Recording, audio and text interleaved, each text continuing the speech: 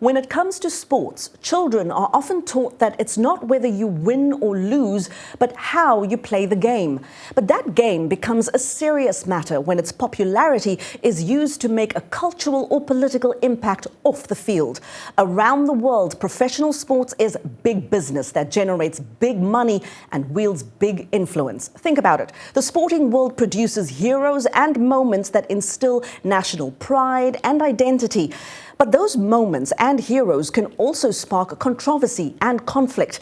In the next half hour, we're going to look at the power of sports and sports figures to unite and divide people along racial, social and political lines. Hello and welcome to Our Voices. I'm Heidi Adams-Fitzpatrick and I'm joined here in studio by Orion Itangishaka and Ayen Bior. Hi, and I love the jersey, Haiti. Well, this is exactly what a fair weather rugby supporter would be wearing, so it's extremely appropriate for me.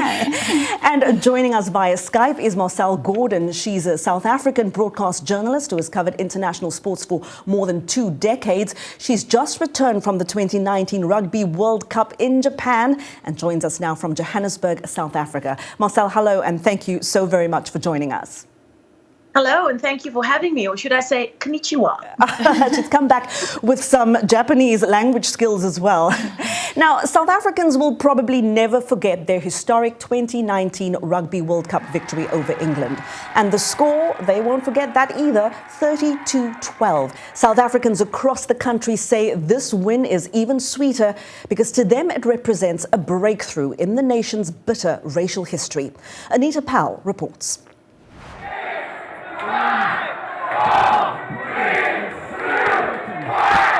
A win for South Africa, in more ways than one.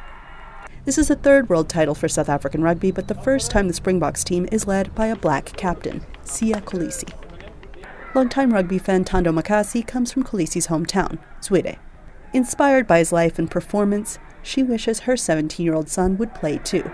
I think it's a win overall. I think this tournament has just brought so much hope. I mean, South Africa, the year has been going, the change in presidency, the elections, and we come to this point where we really are rallying behind the Boks and we're one together, stronger together. So that's a win. That's a win for South Africa. Kolisi triumphed over the odds, from childhood in a poor black township to the head of the national rugby squad. Rugby has always been a mostly white sport in this majority black nation, highlighting the deep divide left by the racist apartheid system, which ended in 1994. Nigel Ngwenya plays rugby for the University of the Witwatersrand and is a rare England fan in this crowd. But he gives the Springboks and their captain their due. They have that fighting spirit. They've got that never give up, never die spirit. Whatever you bring to the table, they try to catch up and actually do better, which they've been doing in the past games. Siya Kolisi, oh man, guys coming from far.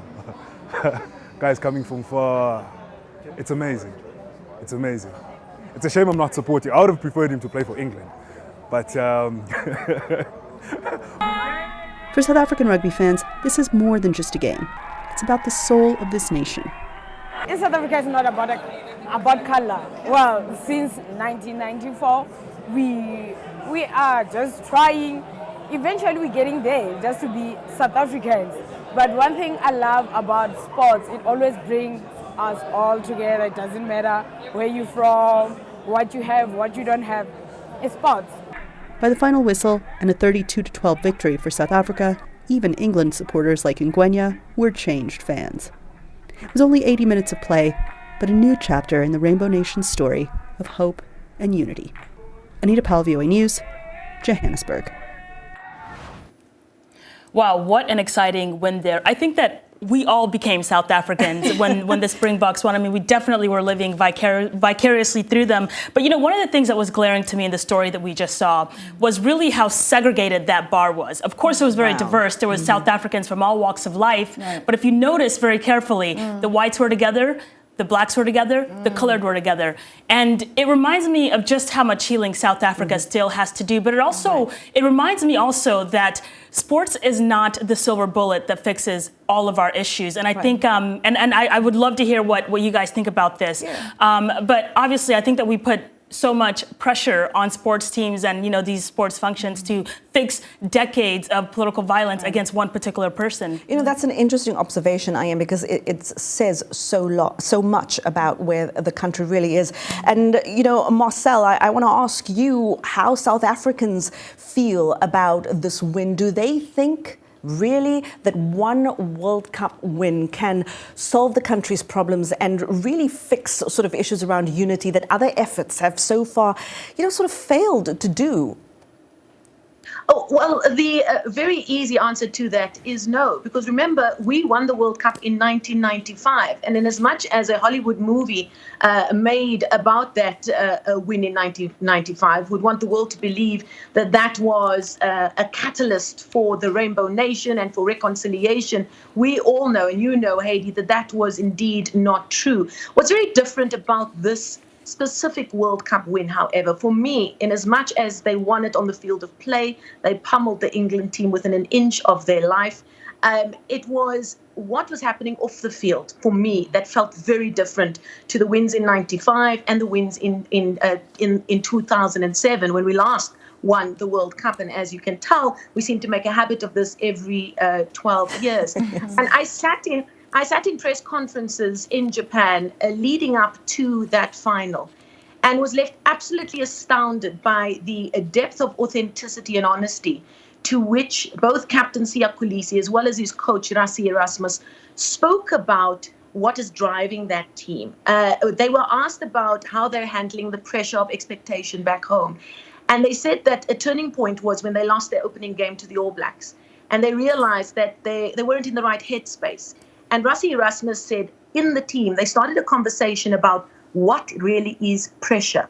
And they honestly started speaking amongst themselves about real pressure is somebody back home in South Africa being unemployed. Real pressure is a South African losing a loved one through crime, because we all know that we've got a very high crime problem. And so the conversation continued. And this was a team, it's the most diverse team in Springbok history, who all come from different backgrounds, but are brought together by their hope for a better South Africa. But I was astounded by it because it was the first time in any press conference, let alone a sports press conference, where you all know these guys speak in sound bites, you know what to expect on a day-to-day basis. They spoke with such a depth of feeling that it had to come from a real place. And for fans to hear these people on that platform to speak so honestly about the pressures back home and that they just merely want to bring hope and excitement for 80 minutes. It's really started a very good conversation here and back it's a home. short-lived moment, as you say, Marcel. It's a very short-lived moment. If I go back to Ayen's point earlier, I worry that the unity that we see during games doesn't last because we don't follow up with the community work that is necessary. I mean, kudos to organizations like the Search for Common Ground on the continent. They have great programs that actually target these issues. They actually try to go into the communities and they try to do programs that are actually dialogues amongst the community members that are plagued by violence through political divide. And so I think that we really need to just jump to the opportunity of Olympic Games, World Cup, Super Bowl, and make sure that we follow up with the work that we need to do in the communities. Well, you know, people will tell you that racism is bad. I think most people will tell you that openly. But if you ask people, are you doing anything to combat racism, far fewer people are willing to do the anti-racism work.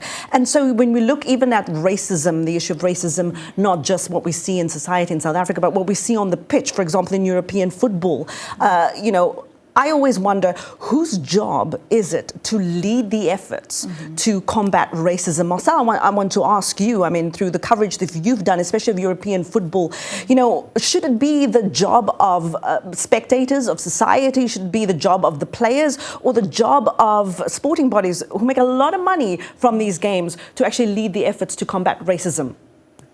Well, I think it's a very complex question to answer, but you have to look at the big overarching sporting bodies that takes charge of these games. And you've got different country sports federations who need to answer to the example being set by a mother body like the FIFAs, like the European federations as well. And what I've found quite encouraging is that we're dealing with a generation of players who are using their own agencies. They are using their own social media platforms, and they are speaking up. Gone are the days where you have only, maybe a few decades ago, you have only one black player in a major European football team, where they would probably have felt very isolated and not in a position to speak up. Now, those numbers have completely changed. And these athletes, men and women, know what their rights are, and they are speaking up. And if the federations don't catch up with them, they're going to be left behind. Yeah, I think also, Marcel, the fact that, the athlete has such a big platform, I think they should use it. They should be able to express themselves and be able to use those big platforms. I also think that governments right, have like the Interparliamentary Games that we've seen in the East Africa community. I think that governments are using that to try to do some work in order to be able to bring the communities together. But there is a push to exclude athletes from the responsibility of talking against racism. And I think that it is not their responsibility to speak out, but I think that it should be their choice if they want to use the platform to speak out against racism. I think that politics is just so embedded in our lives that if we tell an athlete to just shut up and play, what we're really doing is we're denying the experiences that they have, the very lived experiences that they have seen in their own societies. And so if LeBron James decides to speak out, if Misty Copeland or Serena Williams decides to speak out, they're speaking from a very real place, and we should allow them to do that. Right, and we want to expand a little bit on that a little later on in the show, because it's, these athletes often come from very poor communities. It should be expected that when they have the platform, they're going to speak out and speak up on these issues. Marcel, thank you very much for joining us for this conversation. We hope to have you back on the show really soon. Thanks so much for having me. Well, Marcel Gordon is a South African broadcast journalist joining us there via Skype from Johannesburg, South Africa. Let us know what you think about the power of sports to change culture and politics. Our handle is @VOA Our Voices. You can also find us on WhatsApp. That number is on your screen. We're going to take a short break here, and when we come back, we tackle athlete activism. Is it effective, and does it have a place in professional sport? We'll talk about that next. But before we go there, we bring you the Your Voice segment that speaks volumes, a video of a group of female soccer players who are earning praise for helping an opponent fix her hijab and displaying good sportswomanship. Take a look.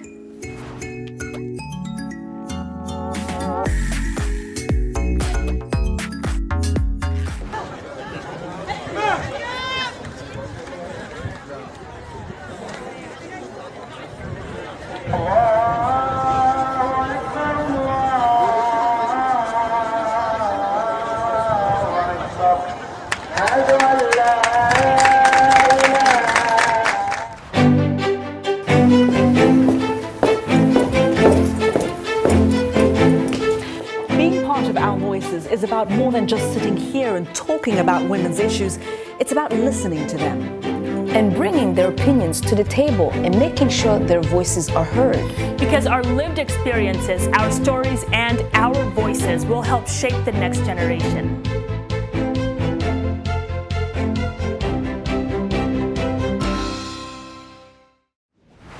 You are watching Our Voices. Welcome back. We're talking athlete activism. For decades, sports figures have used their popularity and influence as a platform to speak out on social, political, and cultural issues. Let's take a look at some of the more memorable displays of activism we've seen over the years. Muhammad Ali found himself at the intersection of athletics and activism when he refused to fight in the Vietnam War. He faced an intense public backlash. Ali avoided jail but was stripped of his heavyweight title. American athletes Tommy Smith and John Carlos raised their fists during the medal ceremony in a Black Power salute at the 1968 Olympics in Mexico in a protest against racism and oppression in the US.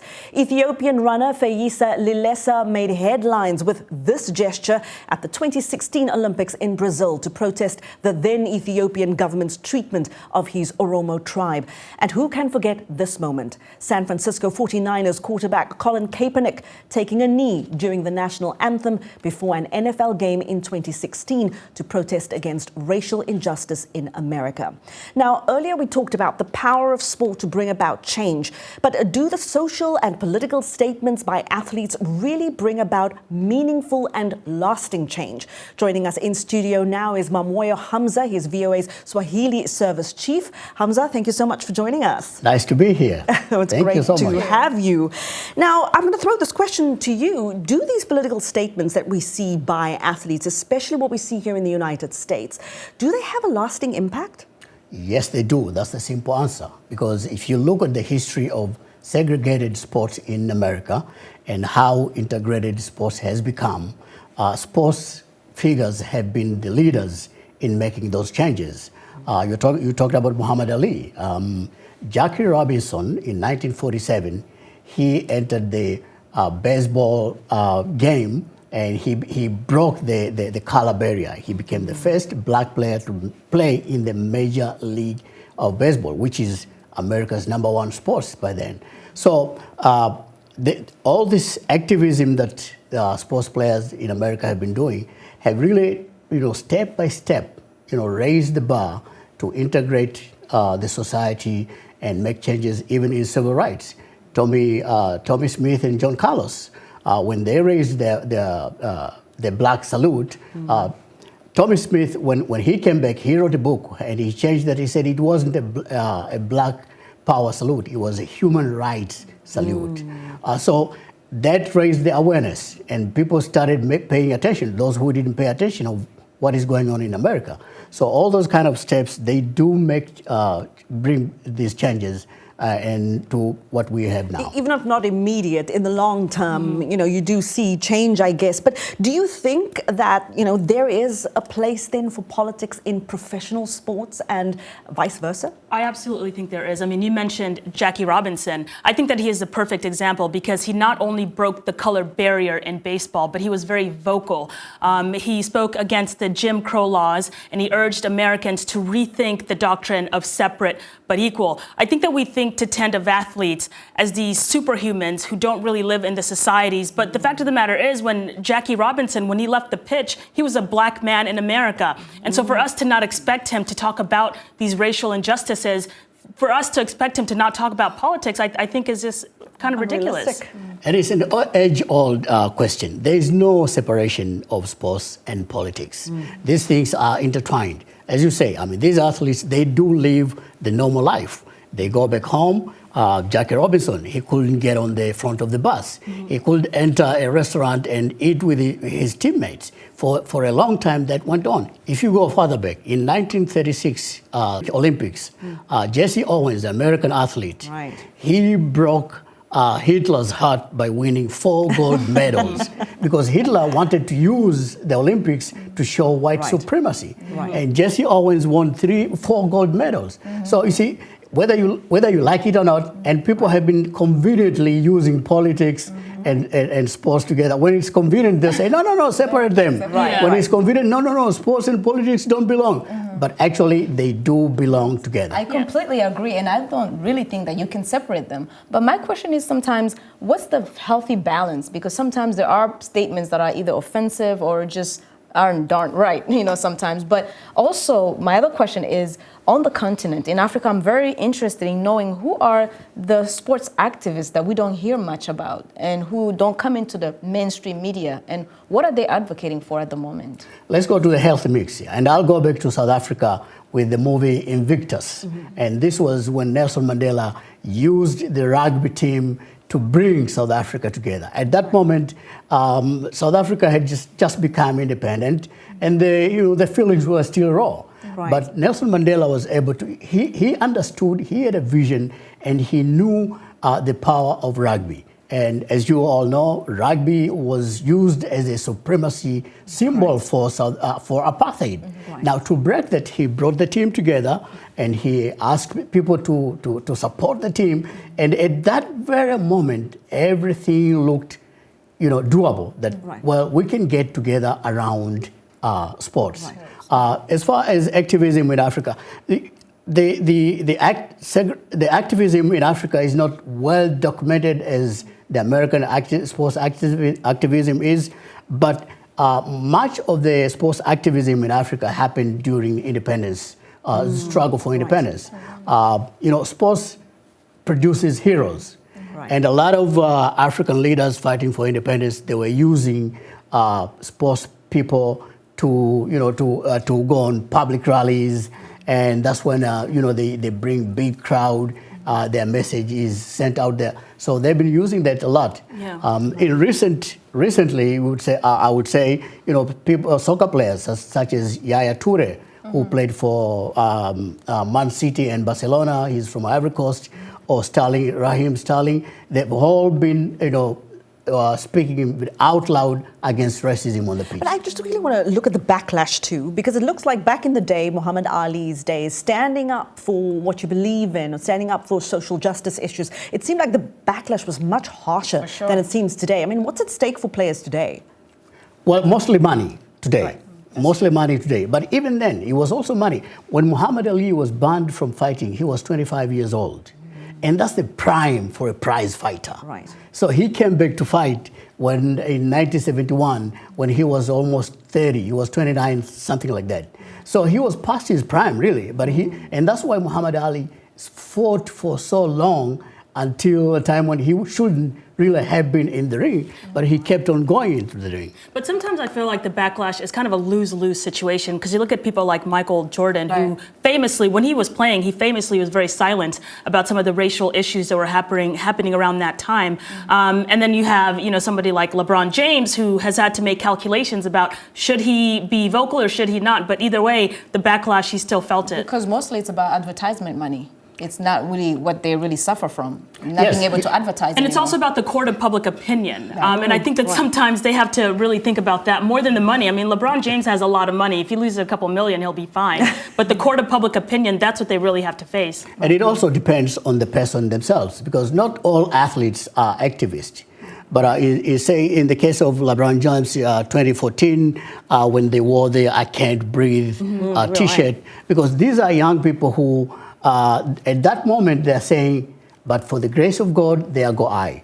What happened to Eric Garner could ever happen to me. Right. Everything again, it's political and also is social, where people come from. And it's also about my takeaways. It's about taking the long view. Change might not be immediate. It never is. Yeah. It is about hoping that it can start a conversation and set the ball rolling. Especially start the conversation online when people can actually express themselves on a global level. Right. After the break, it's our Women to Watch segment. We'll show you how women in Sudan are using their beautiful game to push for change. We'll be right back.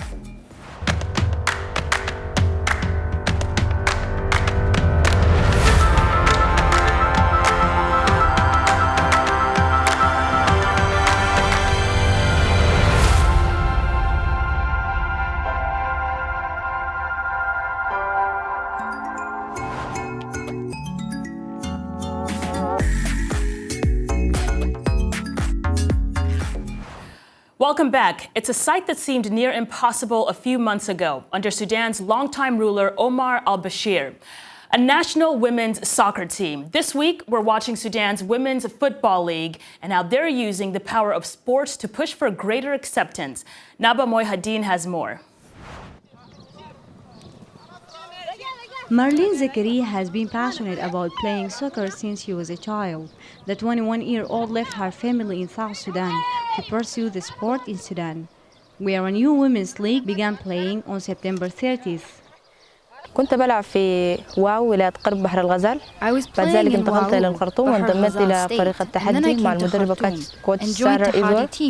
ومن ذلك كنت عندي مشاكل يعني في الدراسة وكذا، وكيف من الكورة لفترة معينة. بعد ذلك دخلت لفريق كرنك ما قبل الدوري. It took 3 decades of battling obstacles and objections to launch the Women's League, which is sponsored by Sudan's Ministry of Youth and Sports. It is still not easy for some of the women players. Zakarya says people insult her when she wears the football uniform in public. من الصعوبات دائما بتواجهني اللي هو في الشارع أنا بحب ألبس الزي الرياضي من البيت لحد ما أوصل الميدان وبلقى معتقدات أوراق الناس فينا يعني بيسألوا هل ده ولد ولا بنت الماشي ده ولد ولا بنت ومالهم مسترجلات كده وأصلا هم الرجال بيمشي بيلعبوا ما جابوا نتيجة ما النساء هيجيبوا شنو. Critics of the Women's League are also active on social media. Analysts say they are fueled by the Islamist government of former President Omar al-Bashir, which restricted women's rights. Because when the former regime came to power, they targeted women with laws and local public orders to send them back home. So I don't think it's non-acceptance more than an accumulated social culture for 30 years. We need to change it. Due to concerns the game would cause unrest, riot police have been on hand for the opening matches. However, the games have come off without any problems. We didn't expect that both females and males will attend the matches, but it happened, and everything is going well till now. We hope for the league to continue the same way it started, and we hope to form a national team in order to represent Sudan worldwide. Zakarya says her mother supported her dream and convinced her father to embrace it too before she came to Khartoum. She hopes people change their minds on what women should be allowed to do, like play football, during the transition to what she calls a new Sudan. Naba Muhyiddin for VOA News, Khartoum. You know, this is what they fought for during the revolution, is basic human rights, but also just the right for women to play. All right, that's great. Well, you can find more about Sudan's Women's Football League on voanews.com, as well as the latest news from around the world. We end our show today with the words of anti-apartheid icon, former South African President Nelson Mandela. Sport has the power to change the world. It has the power to unite people in a way that little else does. Sport can awaken hope where there was previously only despair. Sport speaks to people in a language they can understand. And that is it from us this week. We'd like to thank our special guest, VOA's Swahili Service Chief, Wamoyo Hamza. Thank you so much for being with us. Thank you. It's been a pleasure. Oh, and we do hope you enjoyed our show. Thank you for watching. Join us again next time. Until then, it's goodbye.